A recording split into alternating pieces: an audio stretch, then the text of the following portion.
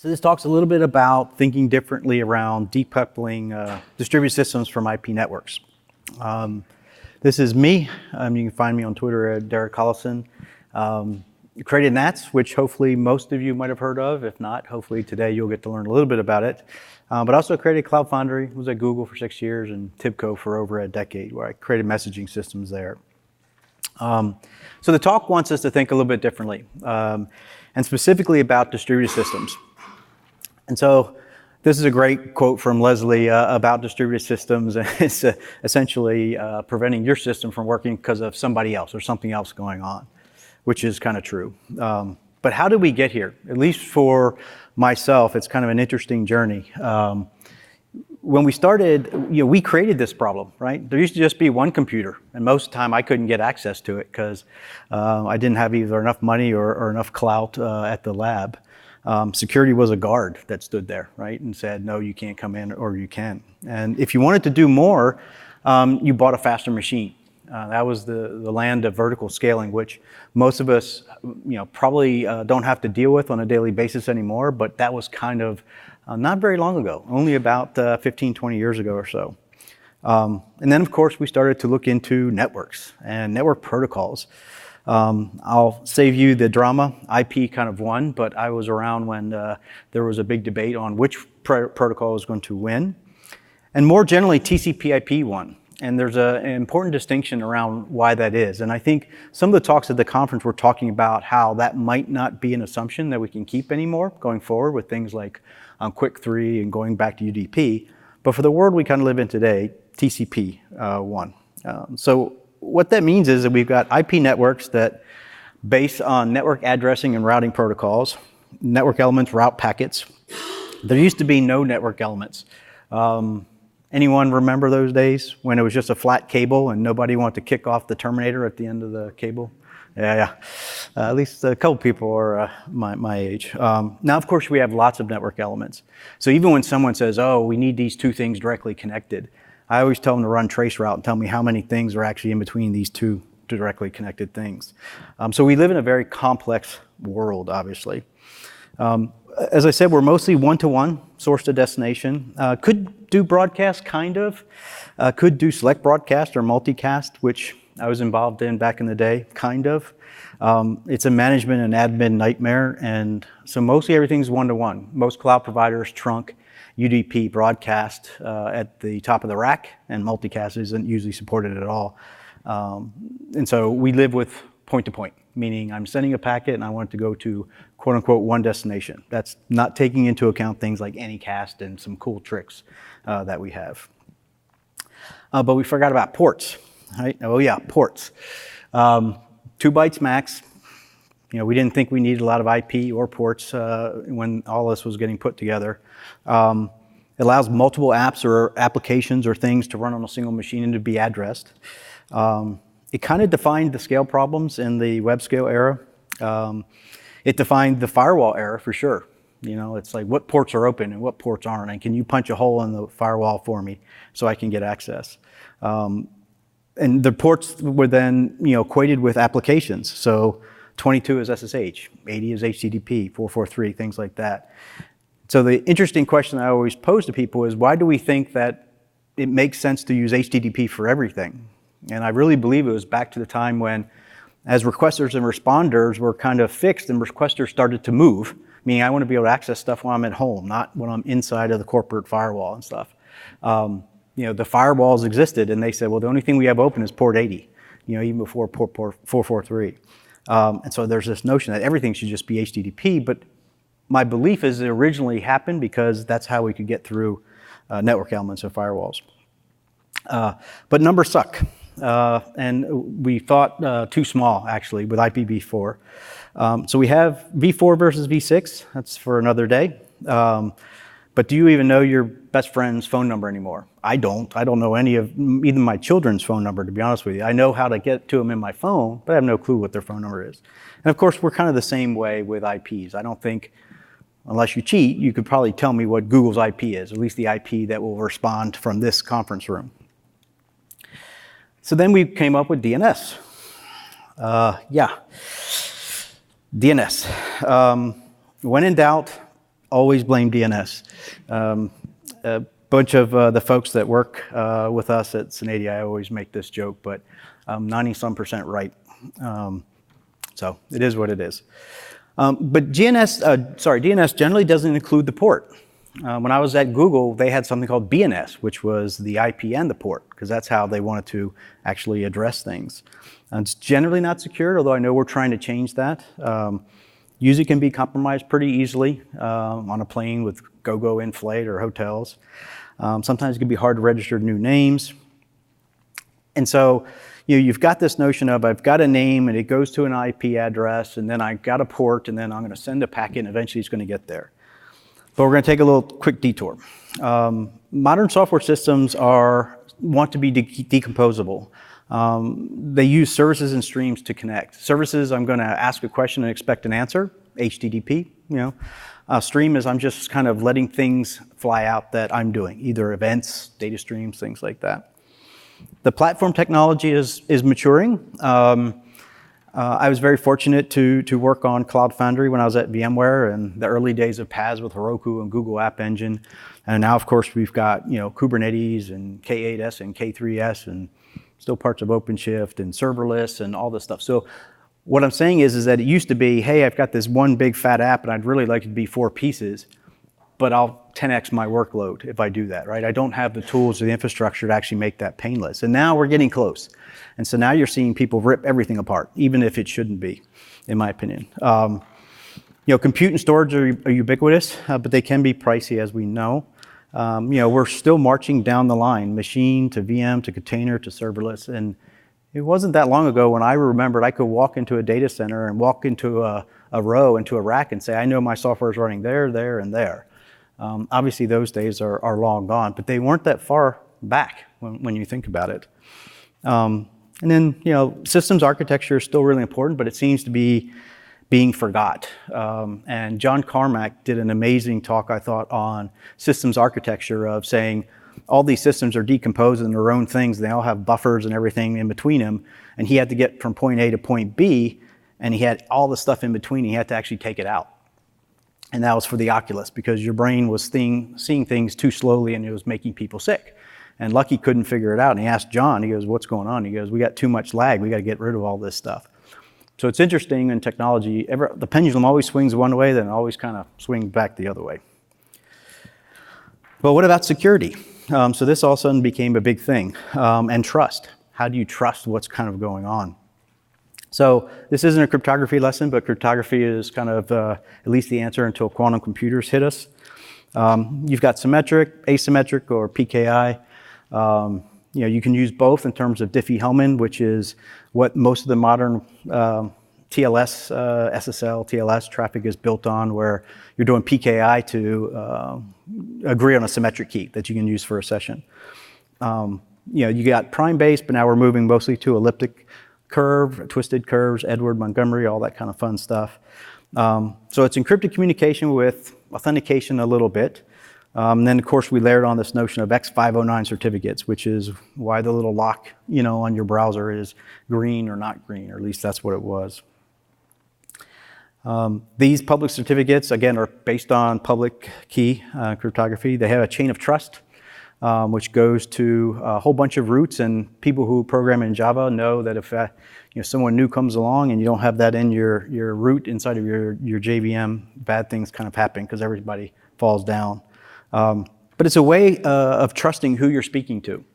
But it's mostly one way, right? And so we don't log into our bank with an X509 certificate or get onto Google or onto our Gmail or onto Twitter, whatever.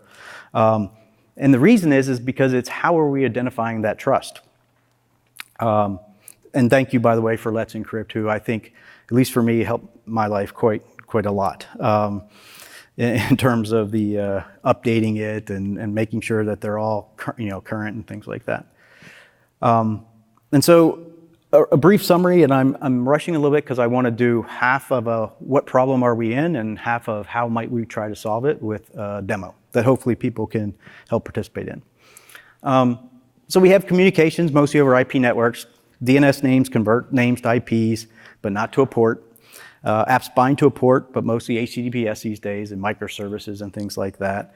Modern software systems have a lot of moving parts, and they won't be any simpler than they are today. So tomorrow we're going to have more moving parts. So this problem isn't going to go away, and it's something that I think we should embrace. We shouldn't not want it, but it is causing some issues. Most of the time they use TLS for encryption, but even as far or as little back as probably 4 years ago, once you were inside of Google's GFE boundary zones, right, traffic was not encrypted. When it moved between data centers, it was, and then eventually they said, no, everything, even inside of a data center for Google, has to be encrypted. And my timing might be off, so don't hold me on that, but I don't think it was that long ago when we were still kind of in that world. Based off of a name, again, returned from DNS as an IP that says this is who I expect to be talking to. And so I want to get something back that proves to me that, you know, I'm trying to talk to Google and I see that it's actually Google. And everything is constantly moving and changing. And it's not only the consumer end, so to speak, like us looking at web pages and things like that. It's the back-end services now and the front-end services and how they're actually trying to coordinate and communicate. So Houston, we have a small problem, at least in my opinion. Many people might disagree. But I think we need our own Tesla moment. So I've been a big Tesla fan for a long time. You can argue one way or the other. I think it is generally good for the planet, generally. But what blew me away is that there's so much massive amount of intelligence that's gone into building engines to be efficient and, you know, fuel efficient and, you know, emissions and all this other stuff.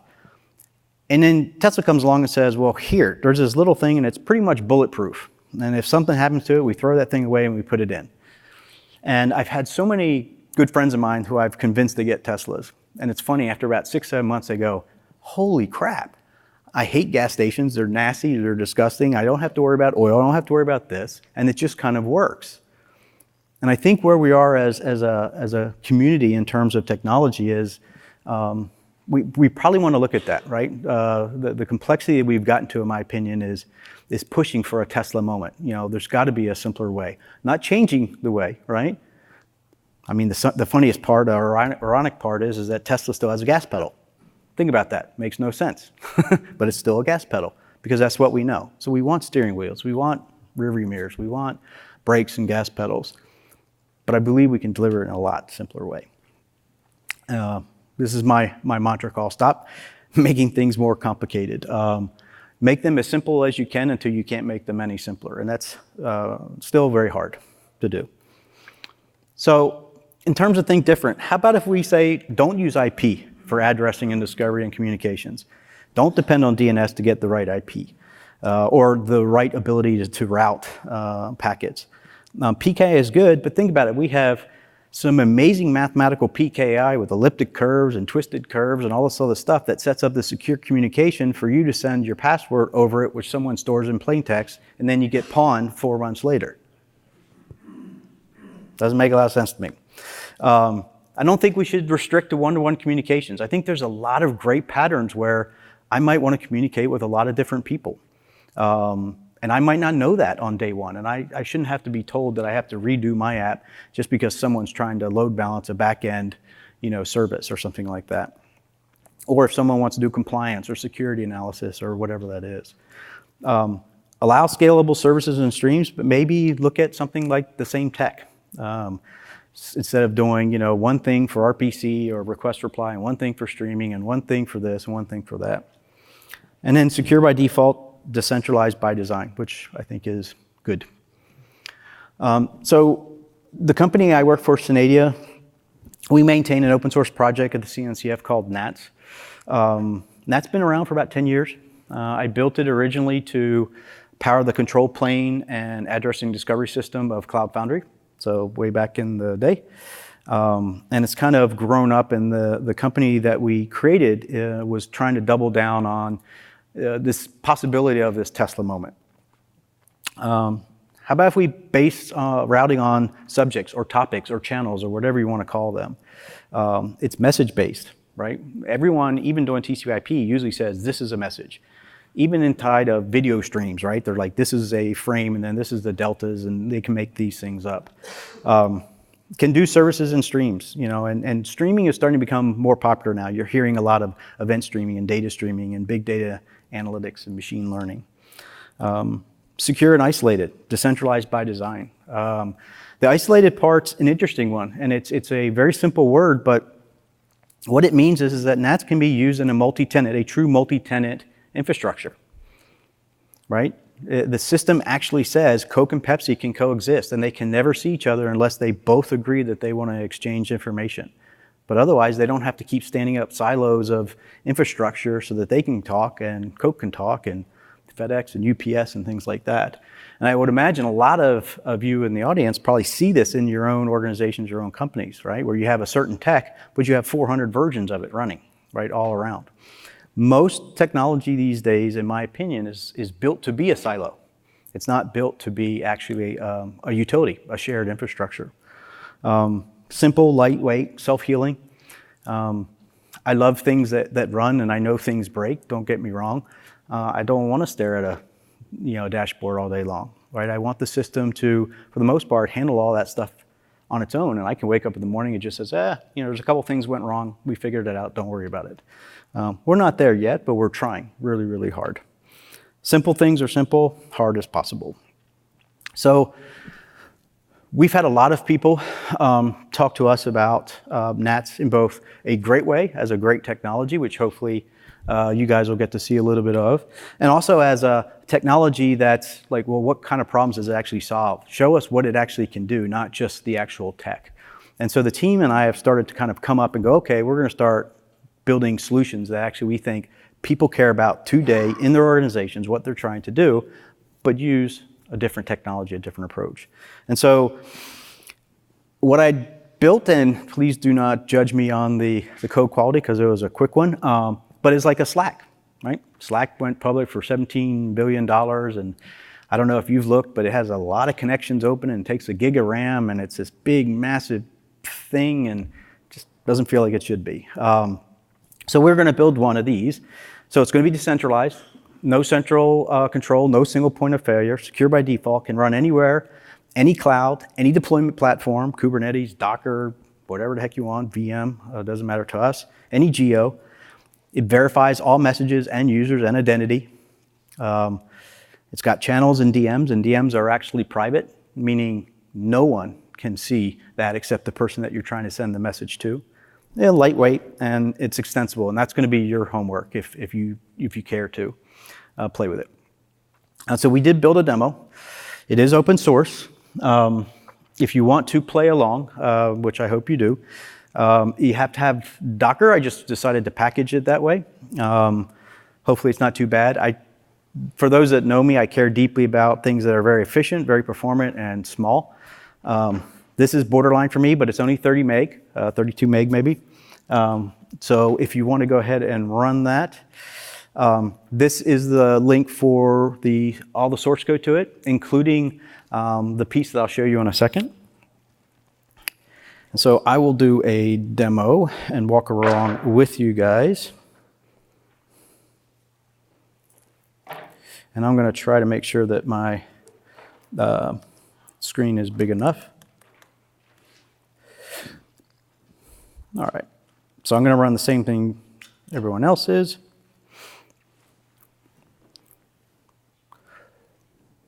So it's just a Docker thingy. I've run it.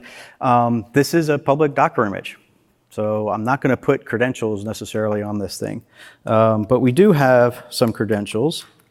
And so if I do a cred show, these are the credentials that a NATS system uses. And Synadia runs our own supercluster called NGS, which is in all cloud providers and all geos around the world with a single URL. And this is using that, but you don't have to use that. And you'll be using it today, but you don't have to. You can build your own supercluster. These are pretty easy. This is a lot of gobbledygook, but if you look at the notion of pub-allow and sub-allow, remember messages in a publish subscribe, which is actually a really cool proven technology that's kind of gone out of favor, but NATS is based at its core on this routing and publish subscribe patterns and distributed queuing, which we'll discuss. But what you can think of it is you say, hey, I can send a message and I can receive it. And so what you're seeing here is that whoever wants to use this to connect to the system can only send to chat.request.access. That's it. And it can request, send a message to NGS usage and then inbox, which is a reply. And so there's a bunch of tools built into this.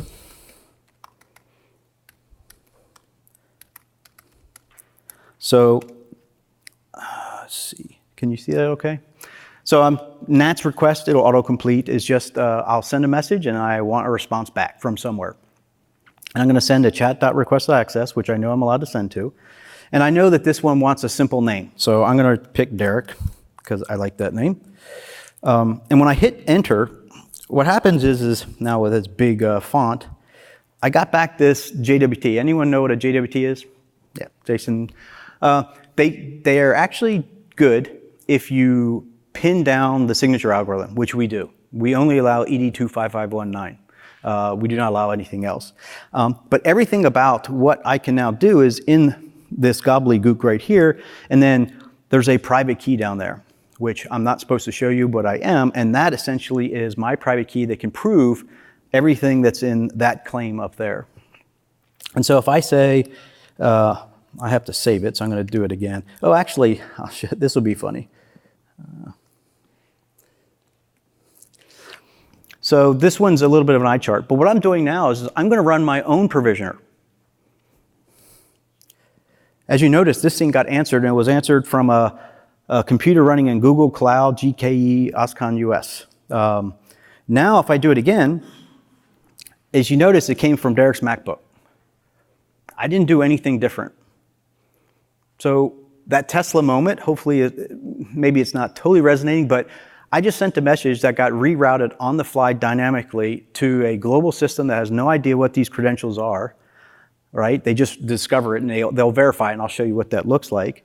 And then it routed it to here because it thought this one was closer to me than the one that's in Google's cloud. And we actually have, I think, Wally deployed these in Google, Amazon, Azure, Europe, Japan, all over the place. And all we have to do is run these things. There's no config, there's no craziness. You just run it, and the system automatically adapts. So if I killed this thing, and I hit enter again, it would immediately go back to one of the ones that Wally's is running. So anyway, I'm going to save this now. I'm going to save another one. I keep generating these. So, and I'm going to do NSC, which is a tool that we use.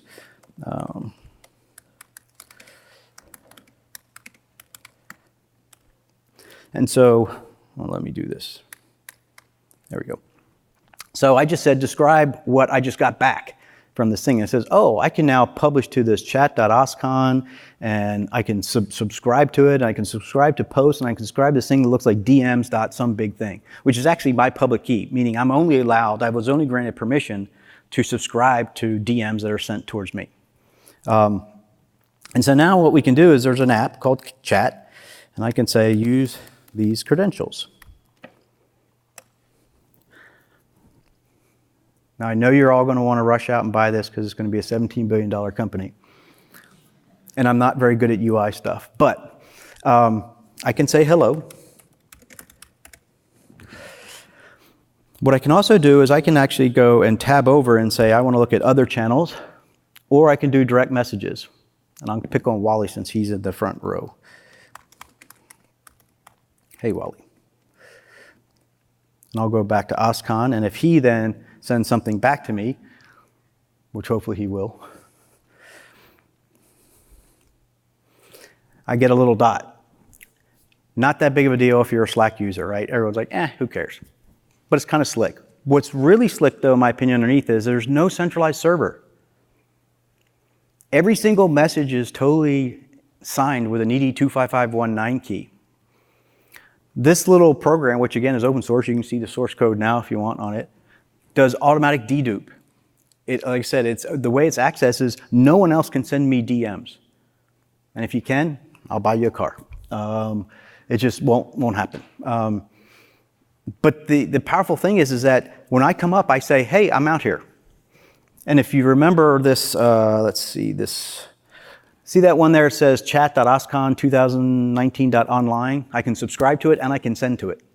But again, I sign everything that I'm sending. So actually what I'm doing in this demo is I'm just sending JWTs every time that I sign personally. And so when I come up, I go, I'm online. And everyone else goes, oh, I see you're online. I'm online too. Right? And so that's when I do this chats cred thing, if you notice how fast that filled in, they're just coming from the other people running the app. There's no server that's holding on to this. There's no server that's giving me messages. And as you can tell, we don't have history. That's a homework assignment for everyone. But everything is, again, totally secure, totally decentralized, meaning everyone can run this. You can create your own accounts and run your own NAT Slack, type thingy. And so when you look at it, right, we're doing request reply. Right? I'm sending a request saying I want to send you a DM or I want to send to a channel. And I want to make sure that you get it or whatever like that. There's streams where I'm just heartbeating my online status. Right? And so all the applications that are running, right, they're getting these things where they're just getting a sign, JWT says, Derek's still online. We could easily add in a storage thing that is totally open source. So again, there's no centralized thing. And I could say, oh, I light it up and I could get a little prompt there saying, hey, do you trust Wally? Because Wally has the last hour worth of history for all of these things. I say, yes, I trust Wally. And when I say yes, I know that what coming from Wally is from Wally. He's digitally signing all of these things. And so then I could just repopulate all of my stuff. But if Wally's not around, I could get it from someone else I trust. Or we could have small bots that are running around. But what's interesting about all of the components that are here and on the source code for it, the provisioner that provisions those credentials is also open source as well. They can be run not only anywhere, but they can be deployed anywhere. All right, and so what I'm saying is I'm not trying to get security and patterns by saying I'm going to pick a cloud provider and then a deployment platform and then the technology inside of it, right? Amazon, Kubernetes, service mesh with Linkerd or Istio and Envoy, whichever one it is. What happens if all of a sudden I want to take that thing out and I want to run it somewhere else? You can't do that, right? And I think that thinking differently about how we want to be able to continue the march of being able to do whatever we want to do in terms of being able to deploy where we want to deploy, yet still feel like we're secure. This system right now, I like Jose's. This system right now is routing through NGS. I can do something where I can do a NATS request to NGS.usage. I'm going to say,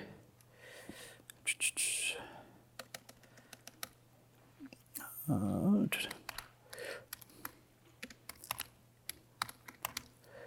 I'm going to say the last 4 hours. So again, this NATS request is it's just sending a message and waiting for a response. They're all open source. I did a BusyBox version, so they're all the same utility, request, pub, sub, or whatever.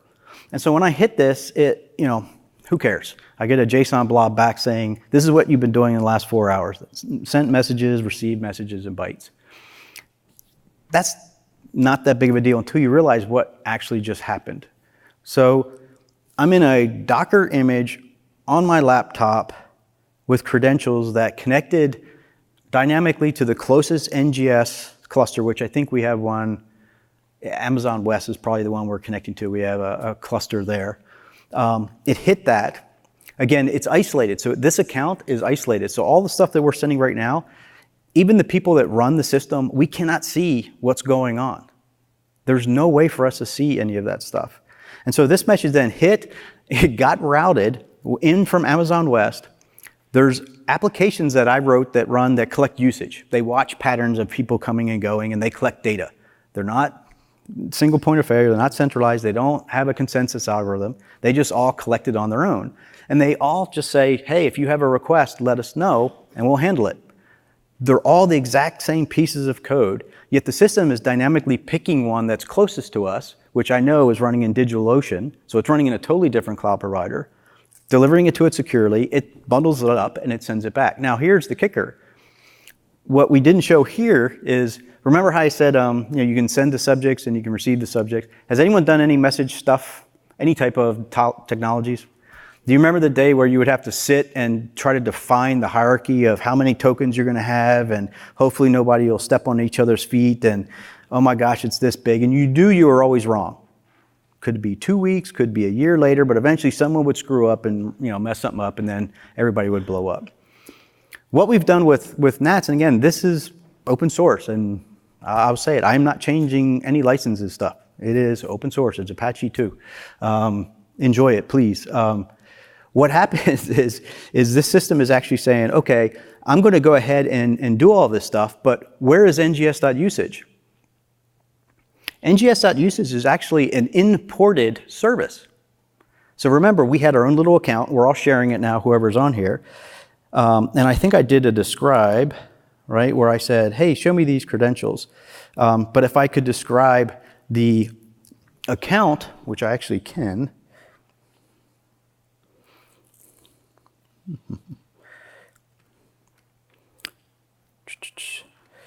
Apologies for that.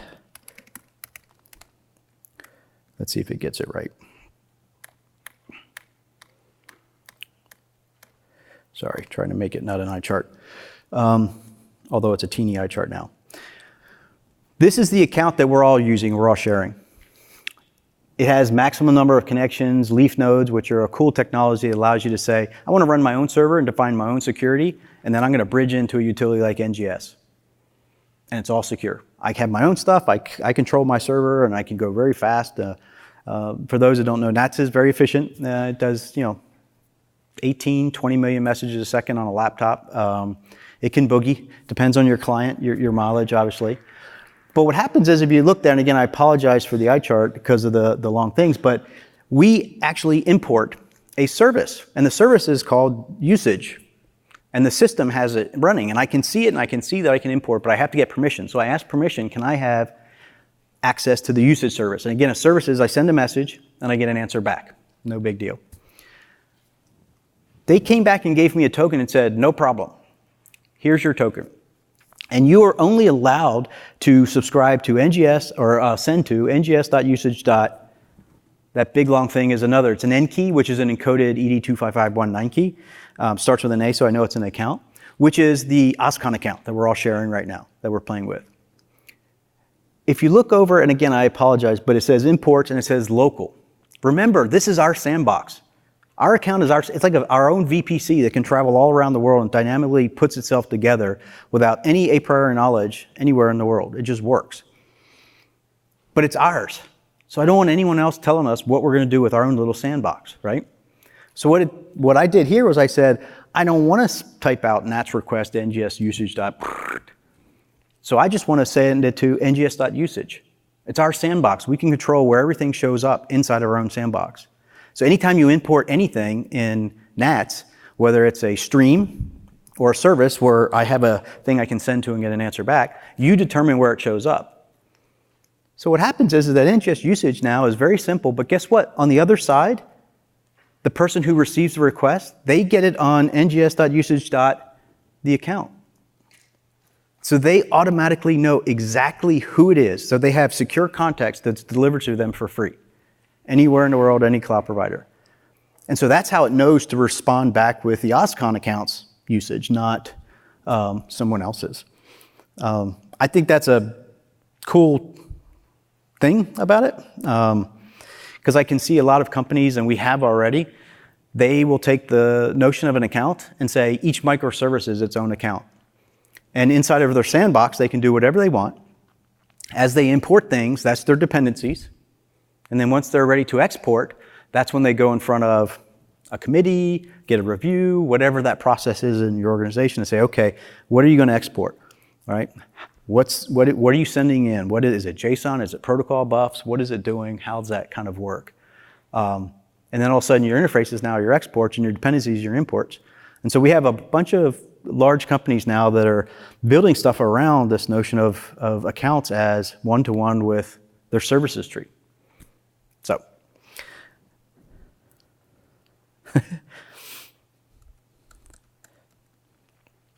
That was a demo, and it kind of went off okay. It wasn't really exciting about 10 minutes before we started this. We were having problems with the NSC describe with anybody Golang people at all? Okay, modules? No, damn it, Bobby. Yeah, modules bit us as we were trying to get some stuff done.